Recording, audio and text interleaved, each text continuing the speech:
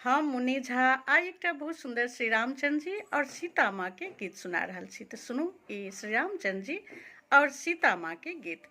चलली फूल लोढ़ैले राजा जनक दुलारी है, सुंदर फूल बारी है ना।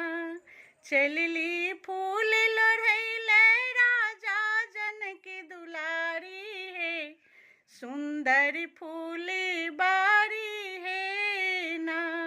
आगू आगू सीता दाई, पाछू सखी सब मुस्काई। आगू आगू सीता दाई, पाछू सखी सब मुस्काई।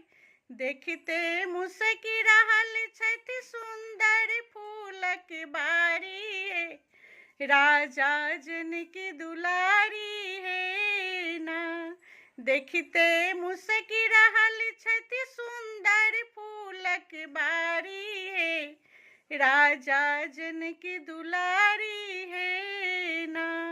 सीता फूल लोढ़ई बेली, सखी सब लोढ़ई फूल चमेली। सीता फूल लोढ़त बेली, सखी सब लोढ़ई फूल चमेली।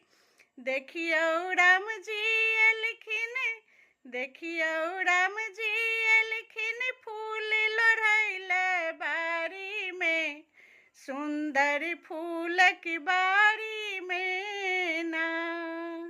सिया राम जी के देखत, सिया राम जी के देखलन, राम जी सिया जी के देखलन।